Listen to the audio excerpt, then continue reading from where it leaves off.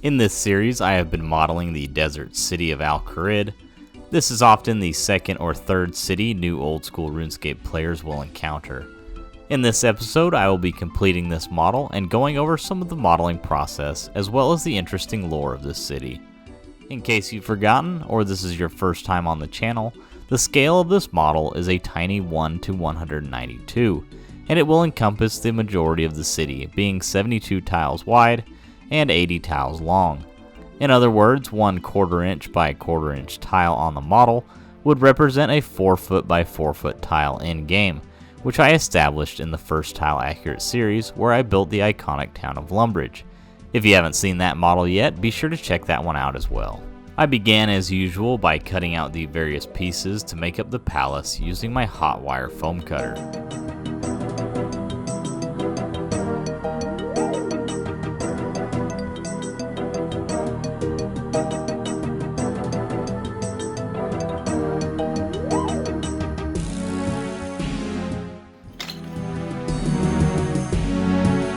I then hollowed out the various pieces. I have been hollowing out all of the buildings this series, and if you haven't guessed why yet, you'll find out shortly.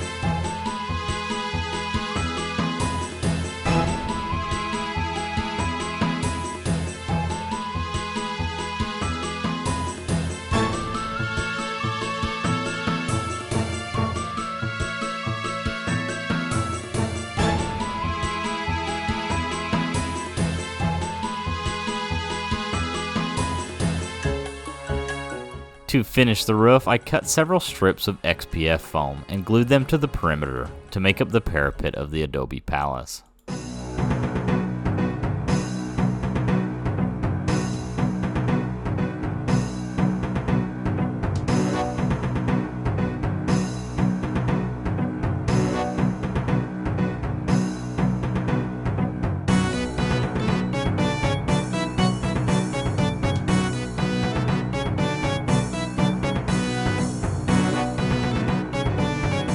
I then used a mechanical carpenter's pencil to emboss little half circles on the other roof section to give the impression of shingles.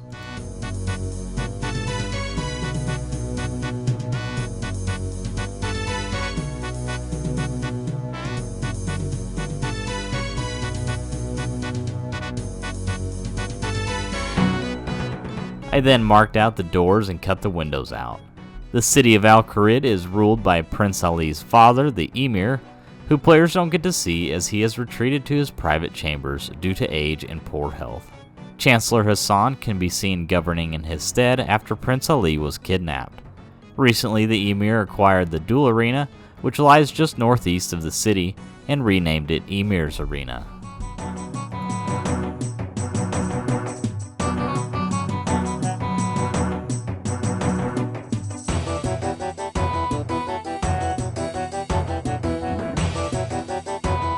Painstakingly, I glued each of the 144 vigas to the palace, and I think that was worse than doing the brickwork on the Lumbridge series.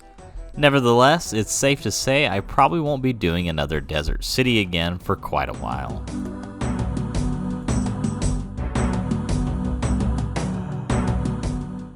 I whipped up some pillars using some polystyrene tubing and polystyrene sheeting.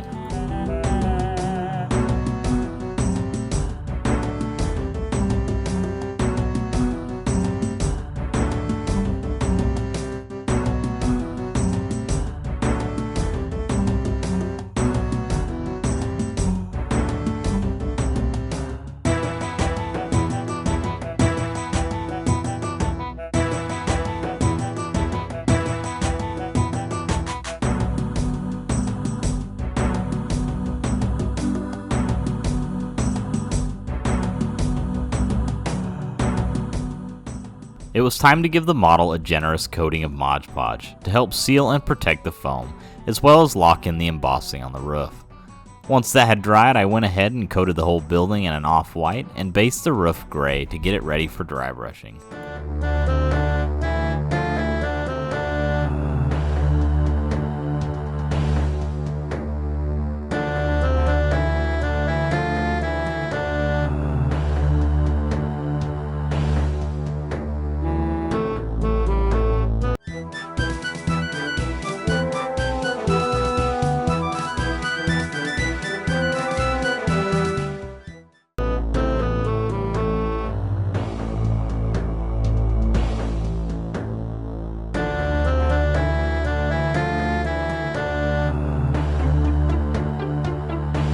I took a lighter gray and dusted it onto the roof to highlight the raised sections of the shingles.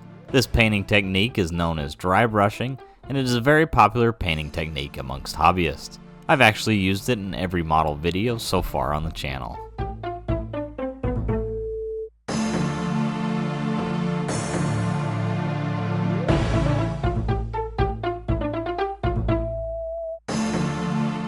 With the palace finished, I went ahead and glued it onto the model. Kharid is nearly finished at this point. All it needs is a little more life to really sell the model. I decided to break out my 3D printer and print the various denizens of Kharid out. I tried a new slicer program and it worked a lot better than what I was using before.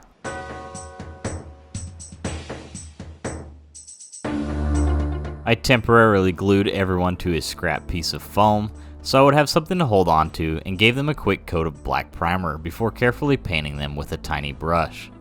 There are various methods of traveling to Kharid, but the most efficient method would be to use the charged Amulet of Glory, which can teleport players directly into the palace.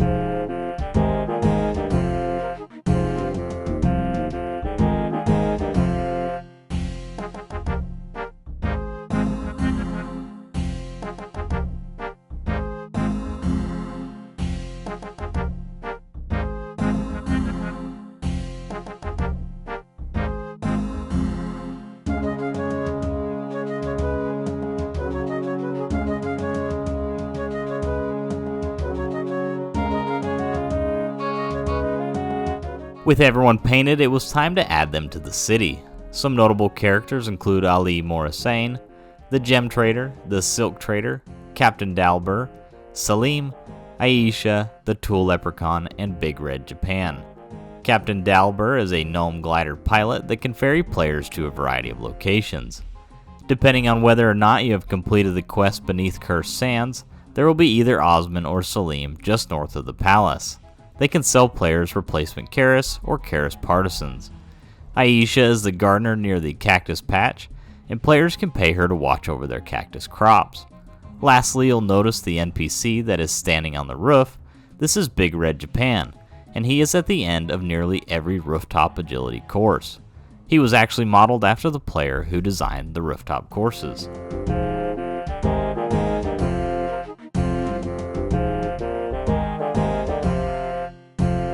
Finishing up some other details, I made the low wall surrounding the palace out of some polystyrene sheeting and some polystyrene rods. It may not look like much, but it took 22 inches of fencing to surround the palace. The palace is home to some 9 Kharid warriors, and if players attack one of these warriors, it will cause the other nearby warriors to attack as well.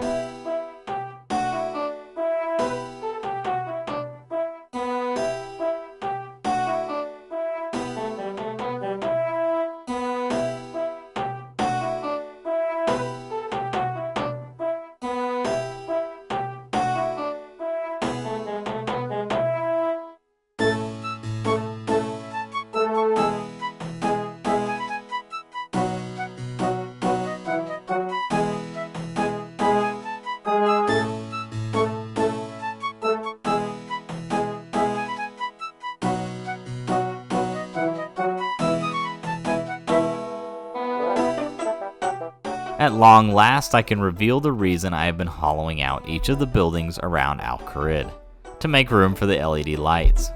This ended up adding a lot of time to the model, but let me know in the comments if you think the end results was worth it. I definitely think it was.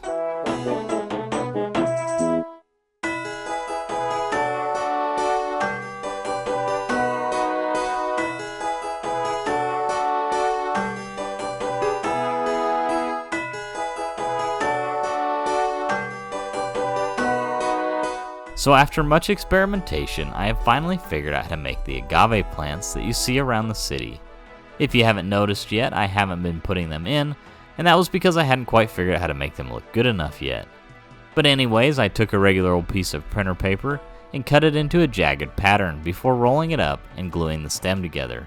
I then gave them a good coat of spray paint to strengthen them as the paper absorbs the paint.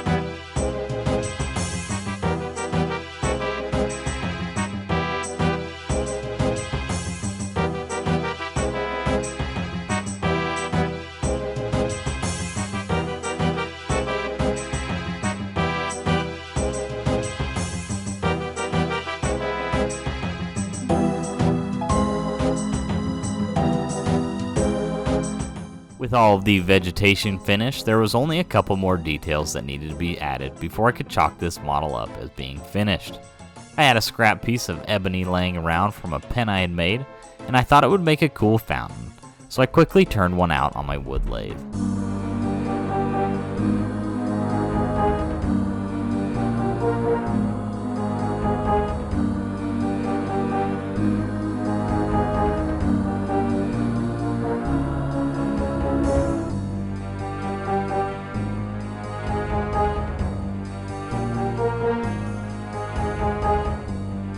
And there you have it, the majestic desert city of Kharid is finished.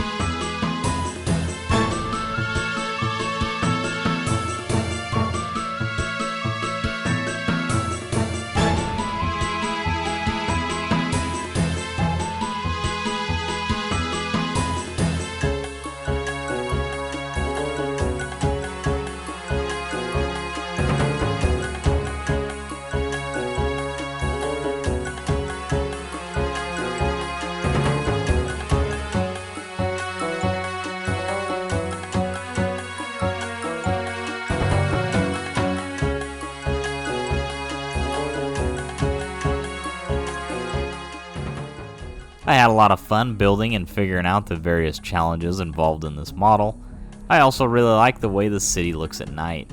Someone needs to make a nighttime add-on to RuneLight because that would look awesome. I hope everyone enjoyed the series. We plan on releasing a little bit different models this December, something like 3 or 4 videos.